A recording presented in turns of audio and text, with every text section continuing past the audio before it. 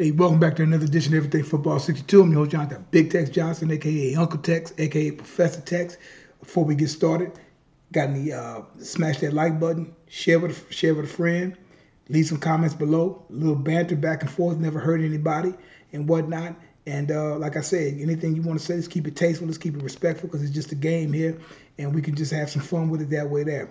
I'm going to go ahead and start off my recap show and whatnot. I'm going to hit the recap show with week 9, started with last Thursday's game between the Steelers and Tennessee. Your boy went 9-5 last week, 9-5, which was ain't too bad. It's one I always pick about 2 wild cards that I actually think that the team that is supposed to win will actually get upset. So I always look for upsets and stuff like that and whatnot. So I probably could have easily went 11-3, but there's a couple of them I did. I did the wild card mix on, but nonetheless, I hit 9-5 out of 14. So, after last week going 12-4 and whatnot, so that's pretty good. But we're gonna start off with the Pittsburgh and Tennessee. Tennessee. I think Tennessee may have found their quarterback with Will Levis. After that fall from the first round, going in the second round and whatnot, he balled out. I forgot who they played the week before that. Balled out very good and whatnot. And then this week he played relatively well. He threw one pick, but he was pretty accurate. The kid's accurate. The kid has a cannon for an arm. He's pretty accurate. He's cocky, sure with everything. Every quarterback has to have a little cockiness to come along with him, along with the talent that he possesses. And we'll see what happens. But I think Tannehill's days are numbered. Tannehill's days been numbered. It just hasn't been anybody that they brought in over there was going to do anything with it. But Pittsburgh, the one thing that I'm starting to figure out about with their quarterback there, with my man now, with Pickett, dealing around with Pickett, who actually went 19 for 30 for 160 yards and a touchdown. Will Levis went 22 for 39, 262. King Henry 75 yards rushing and 1 touchdown and whatnot. Pitt did relatively well on the ground. They had to do Jalen Warren at number 30.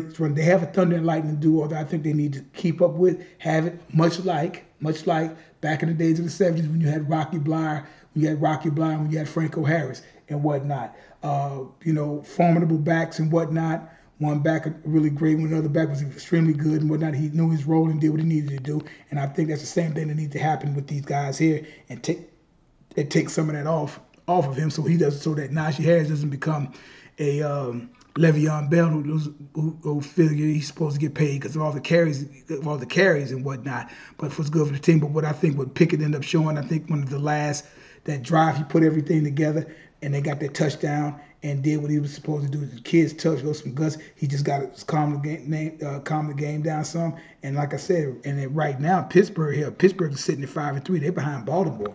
So that North is something, dude. That North is something. The North, dude, when you look at it, they something. I'll get back to that a little bit later on. Miami, Kansas City, I call that Miami, Kansas City. I say Chiefs started off pretty hot, fizzled a little bit low. I mean, them jokers was dropping a lot, making Mahomes was running for his life pretty, well, not a lot, but he had time to throw the ball. I ain't gonna say he was running for his life because he really wasn't. A couple of times he had to, but that secondary, they dropped a lot of paper down there, and I don't think they have anybody that could separate from the corners and the safeties and whatnot. And I think that's where the problem is coming in with them. So they're going to have to pretty much do kind of what they did last year, get back into doing that, to dink and dunk, and hope these players get the yak, because that's how Mahomes had 41 touchdowns last year, and a lot of his touchdowns was like yaks. They didn't have like the long threat when you had your Tyreek Hill, when we talk about 2018, 19, 20, and even down to 21 for those first 4 years when they just like shit, every ball's a damn bomb. He was checking down and them guys was taking the ball to the next day. So they got to get back to that. I think everything will be fine. The defense played lights out and shut down a potent offense and whatnot. And please, can we let's stop, because there's this narrative that's being pushed out there and whatnot that, Miami, they are this against this particular type of team or this winning team, and they're this against these losing teams, and they're this against strong, better record team. I don't care. You play who's in front of you. Again, I'll say this for the like my man Coach CGA would say, 50 million, 50-11 time and whatnot. Shout out to him. It doesn't matter. This is not high school where you go with strength of schedule. In college, where you go strength of schedule to determine who's going to play in the playoff game. Dude, it's all about last man standing. All you have 32 professional teams. These are not no farm teams. These are professional teams. And at one time or another, in the years of the NFL, in the 103 years of the NFL, all these teams that are playing, that has been in the league for a long period of time, and even some of the ones that have been in the league here shortly and stuff like that, everybody has their peaks and valleys. Some longer than others, but they had a chance when they was on top of the world. Okay, so let's end that narrative. You play who you play. That's why I don't care. I don't care about power rankings. I don't care about any of that shit. That shit means absolutely nothing. When you're playing football in the NFL, it's all professional teams and whatnot. They have owners. They have professional players. A lot of these guys been playing against each other since Pee Wee League. So, and they all played college ball. They all went to the camps. They all did all of that stuff. Played college ball. They went to the come to the combines and all that stuff there, the NFL visits and all that stuff like that. So you play who's in front of you. And like I say, any given Sunday. Okay? But I'll get back to that a little bit later on. Minnesota and Atlanta. I actually picked Atlanta. I thought Atlanta was going to do a little something. I thought Heineke was going to do a little better, but it's the Josh Dobson, man. I think that's the young man's name, who's been at Pittsburgh, who's been in Arizona and whatnot. And he was a solid quarterback at Tennessee. And he really, dude, when you look at the highlights, Josh Dobbs, when you look at the highlights, it looked bad. It really looked bad at first, man. It really looked bad. But Josh Dobbs got his composure together, and he brought that team there, and they scored 31 points. He was their leading passer, obviously, and he was their leading rusher. And he made some big plays and whatnot. So kudos to that young man and whatnot for him doing what he was doing and stuff, because he wasn't playing bad at Arizona. Arizona, just like I said, that Kyler Murray was going to come back, but at the same time, it's like, it was a good. I mean, unfortunate for Kirk Cousins getting hurt, but that man came over there. But I hope he has a chance to be a starting quarterback of a team that's going to respect him and say, hey, man, we're going to play you. So we're going to see what happens and whatnot. And I thought Heineke was going to do what Heineke does, man. I was just telling the guy that who's a big Commanders fan, Skins fans, or whatever and stuff like that. I say Heineke does what Heineke does, and that's why they can't trust him. Arizona. Cleveland, of course, picked Cleveland. Deshaun Watson came out, played some good ball. They ran the ball relatively good. The defense, one of the most stifling ones in the league. They did what they were supposed to. These are the teams that you're supposed to beat. You don't let teams like this, like Arizona, hang around and do this, that. You have to beat the team that you're supposed to beat, that you're capable of beating. And right now, Cleveland is sitting at 5-3, and all that talk. And in most games that's been won by the quarterback's been 3, which has been by, excuse me. Which has been by that Deshaun Watson. Deshaun Watson is getting more and more flickers of himself and how he was when he was with that of the Houston Texans and whatnot. There's really no surprise there. Green Bay and L.A. Mark Rippon's son was playing, wearing number 11. He got cut. Actually, he got cut or whatever, dismissed, fired, whatever you call and whatnot. And they're gonna have I think Carson Wentz come in now. But Jordan Love looked pretty good and whatnot. They had my man 33, who he's one of the better backs in the league if he can just stay healthy. He has Aaron Jones, who rushed for 20 carries, 73 yards, had a touchdown and whatnot. But at the same time, Love went 20 for 26, 228, one touchdown. Easy ball, kind of just played it like that and everything. Rams really couldn't get anything going, but Jordan Love rebounded after starting off the first couple of weeks good, and then the last 3 weeks been kind of halfway horrible, and then he picked it up this week here. Commanders in New England. New England had their chance. Mac and Cheese threw that pick and whatnot. Sam Howell is playing good ball, yardage wise, looking good in the yards department and everything. How 325. I mean, they have some weapons there, and if he has to be consistent, this is going to stop and start with him. It's going to be based upon how he's going to play, and Washington can actually be scary because I've been saying this ever since. Forget all the other stuff that we'll say and talk about them and this, that. And I said the defensive front. I hate to see Young go and Sweat go because they're part of that, which could have been a dominant front four for years to come for the last 3 years. But I mean, you talking about somebody should be going on like for 7 or 8 year run with that defensive front. But they do what they had to do and stuff like that. But them guys end up doing good. They got a nice back. They got some nice backs. They got Terry McLaurin, one of the better receivers in the league and whatnot, and a nice tight end. I think that's Jahan Dotson, if I'm not mistaken, and whatnot. So them guys, like I said, them guys playing really good ball. New Orleans playing pretty good ball, and so even though they are them and stuff like that, but we'll see what happens later on. New Orleans and Chicago, that game was a lot closer than I would have thought it would be. I thought New Orleans, I picked New Orleans to do that. I thought it'd probably be like something like 45 to like 17. I thought they'd put up some points. Chicago hung around there, but like I said, when you start throwing picks and whatnot, that'll get you every time. Tyson Hill doing what Tyson Hill's done. Carr was solid and everything like that, and they came out with a W. And that South is wide open, dude. The NFC South is wide open. You don't know right now. New Orleans is leading that. Then you got Atlanta, you got Tampa, and whatnot. So it's going to be between those three teams because they're all within a game or so of each other. So we'll see what happens with that. You got Seattle and Baltimore. Those guys. I mean, look, man. Right now, I said this a couple of weeks ago. The team to beat still, the king, is Kansas City. Runs through Kansas City. No matter how you slice it, dice it, cut it.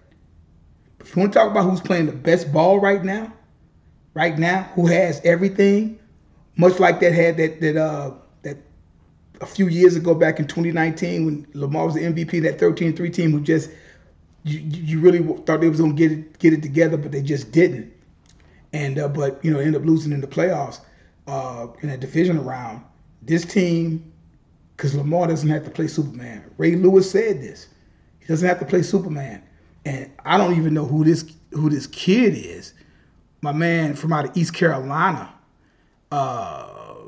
You had Keaton Mitchell, 9 carries for 138 yards and 60-yard touchdown run. Lamar went 10 for 60. Gus does what Gus always do. He's going to give you 50, 60 yards, and he's going to give you some nice runs, and he's going to give you some touchdowns. What more you ask for? Lamar didn't have to go put up these crazy ass stats and everything like that. When you got pieces around him. Now, when he has to, he can turn that on anytime he wants to. That's a given. He can do that. He showed that he can do anything any other quarterback can do. All he has to do is now start with and have pieces around him that will help him when they try to shut him down. Then you step up. Then you step up. Then you step up. That's how that game is played. That's what football is, a beautiful game when it's done correctly and whatnot. So that's somebody that you don't want to see. Don't nobody want to see because they can control the ball, and then Beckham had a good game and stuff like that, and he has receivers. And once all them guys get out, say it's going to be downhill. If they, like I said, it's a recipe probably to beat everybody. But these guys are playing some of the best football out there on both sides of the ball. With Roquan Swift, Queen,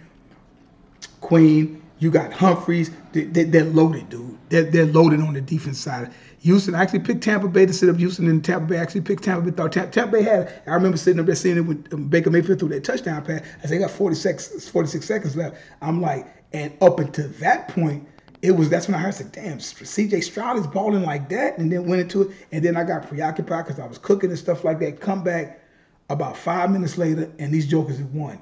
And Cj Stroud, I mean, come on, dude. They said this with him coming into the draft. They said he has to probably be coming out of Ohio State. And they've had some good quarterbacks that played the college ball in Ohio State.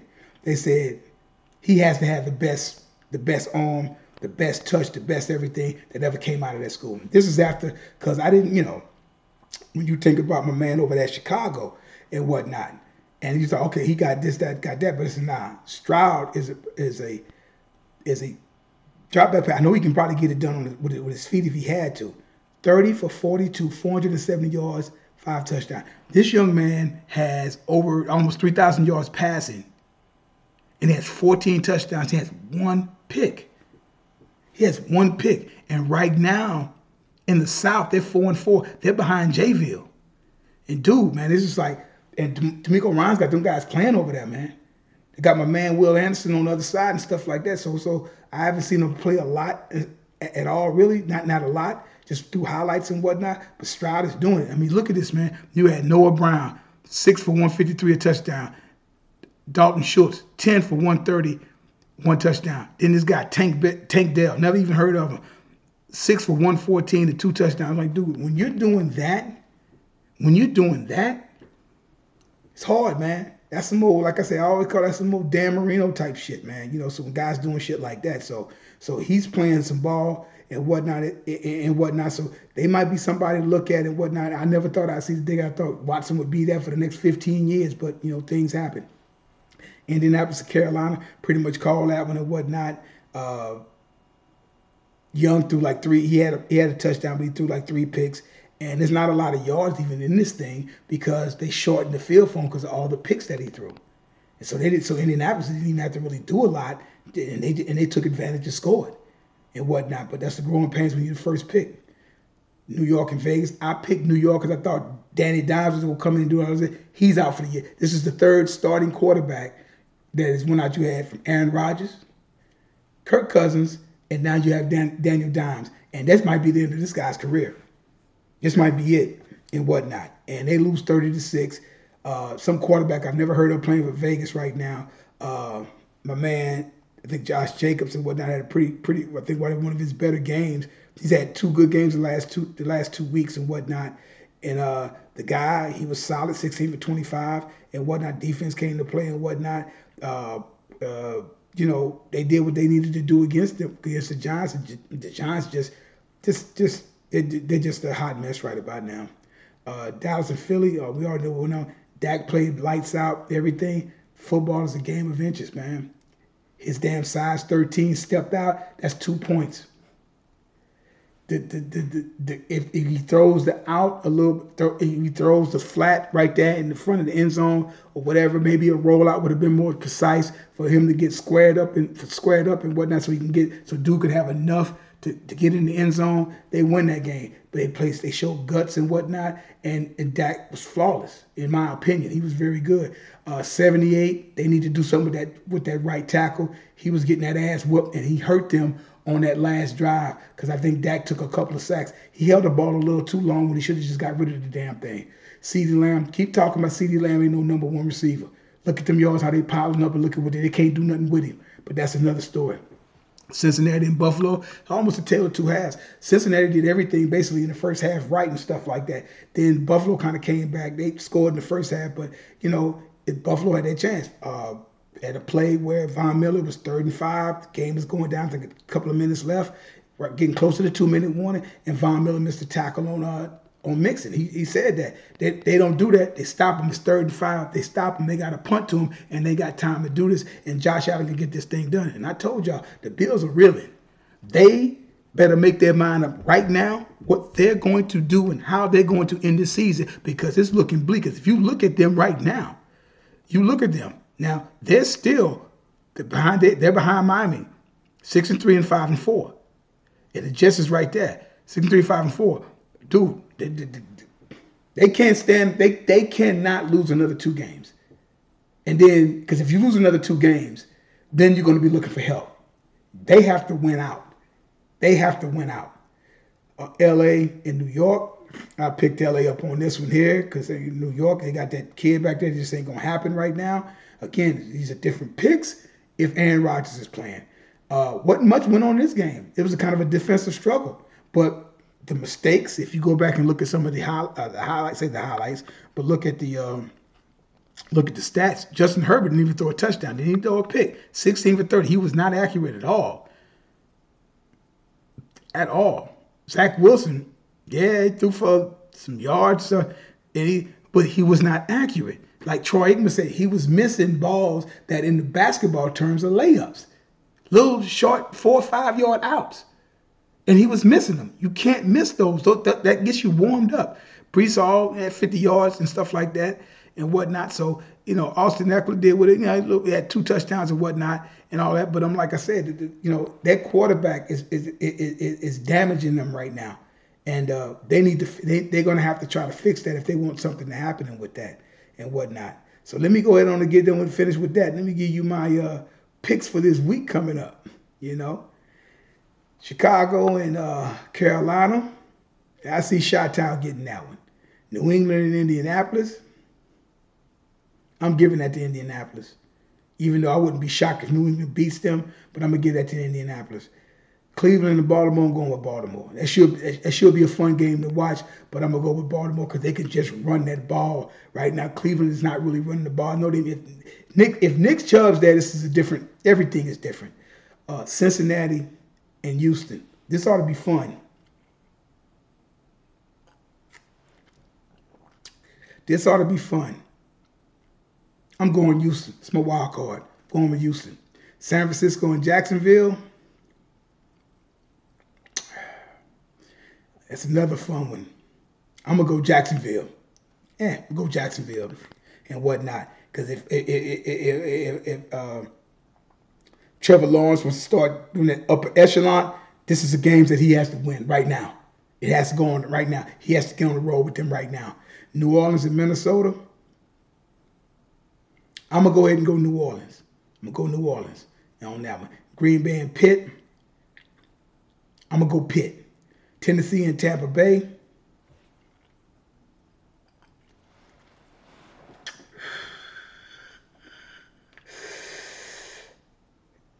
They couldn't put this. They can't put this on. They can't put this on Baker Mayfield. The defense is going to have to play ball. I'm gonna take Tampa. I'm gonna just go ahead and take Tampa. I'm gonna take Tampa on this one. Atlanta and Arizona. I'm taking that. I'm taking Atlanta. Detroit and the Chargers. I'm gonna take Detroit. Dallas should just whip these. These are games. These are trap games. But Dallas should whop if they don't have no quarterback there. They're out of quarterbacks. Beat the team that you're supposed to beat, and they're supposed to beat them. So Dallas should come out of that 6-3. Washington and Seattle. I think the newness and whatnot dealing with old boy, and he's made comebacks and stuff like that, and has done relatively decent and everything. But I honestly think that Washington is I don't know, man. That's gonna be a hard one. With Geno Smith.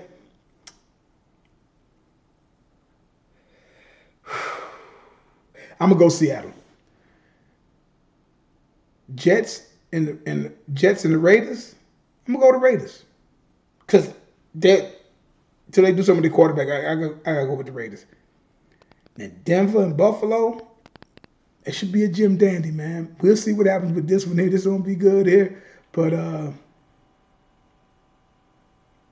man, it's a rough one, man, and it shouldn't be. It really shouldn't be.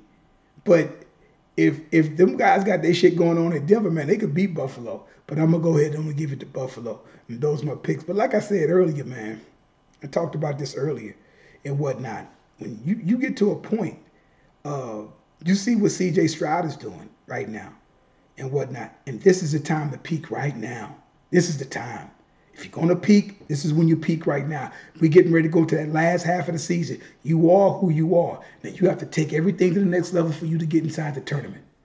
And we're going to see what they're going to do with that. And it's going to be definitely, it's going to be pretty much a joy to actually watch and whatnot when you sit up there and see these guys do what they need, see what these guys are made of and what they're doing and everything. So it's going to be interesting how this thing is going to play out, how everything is going to play out with them and whatnot and stuff. So it's like, so to see these guys like Cj Stroud them playing ball and stuff, like Jordan Love trying to get it together and whatnot. Dak may have turned the corner. He's rolling out a lot and stuff like that. Here, Baltimore has found another diamond in the rough running back because their game is running game is ball control and hit you over the top. And once they get everything clicking, that's going to be something to watch right there. Cincinnati, hey man, all jokes aside and stuff like that, Cincinnati is kind of doing, but like I say, you don't know what Cincinnati. I'm telling you, Cincinnati is San Diego, but with better coaching.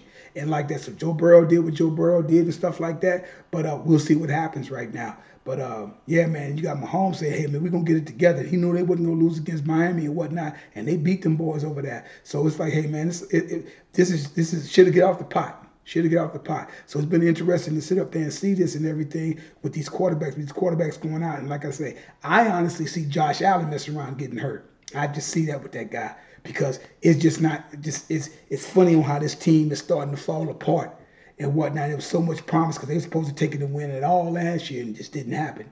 So like I tell you guys all the time, though, man, you gotta play it out, play it out, just play it out and whatnot. We'll see what happens. I tell you guys all the time. I tell you, there's no GOAT. There's no greatest of all time. Long time still going on. And like I tell you guys, numbers don't lie and get emotional. People do. You guys have a good one. We might be back a little bit later on this next couple of days to talk about something else. You guys have a good one.